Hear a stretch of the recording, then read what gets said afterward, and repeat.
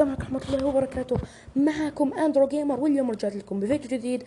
طبعا اسف اني قطعت لاني كنت احاول احسن جودة الفيديوهات حقتي. فمن هذا الفيديو فصاعدا راح يصيروا كل فيديوهاتي جودتها تصل لعند 1080 بكسل. يس. طيب الحين راح نبدأ بفيفا 14. طيب الحين نضغط. طبعا انا هذه لعبة فيفا 14. راح ابدأ بهذا الفيديو بلانتيات. طيب انا بخليها باريس سان جيرمان،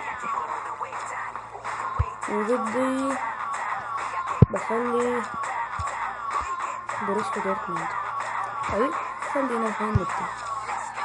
طيب بختار كورة تكون كده حلوة. هذه حلوة ماذا؟ وين راح نبدأ؟ طيب راح نبدأ الحين بلانتيات باريس سان جيرمان ضد بروسيا دورتموند. طيب يلا خلينا نبدأ الحين. طيب كل شيء زين، ما بيغير ولا شيء. طيب بخلي كذا من تحت على اليسار. ايوه. اوه شفتوا كيف الحافظ زين. يلا خلينا نشوف الحين. اتوقع انه خليها كذا قدام.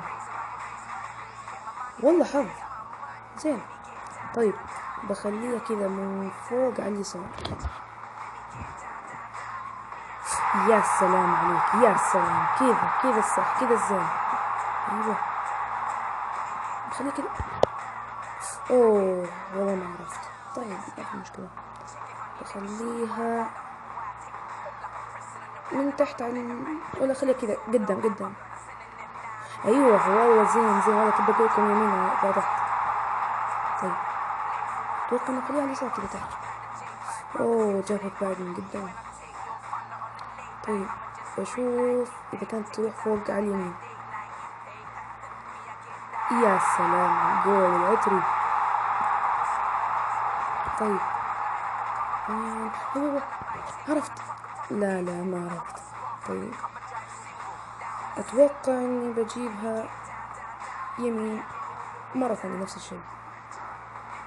ايوه زين كذا الحظ الزين. ها شفتوه ربحنا. طيب هذا كان الفيديو لي اليوم. طبعا اسف اني انقطعت عن الام سي 5. طبعا لان كان عليه تحديثات كثيرة، وبعد الفيديو ان شاء الله راح ارجع للام سي 5. طيب كان معكم اندرو جيمر. عفوا قبل ما اقطع لا تنسوا اللايك والسبسكرايب وكومنت وفيفورت ارجوكم عشان تدعموني.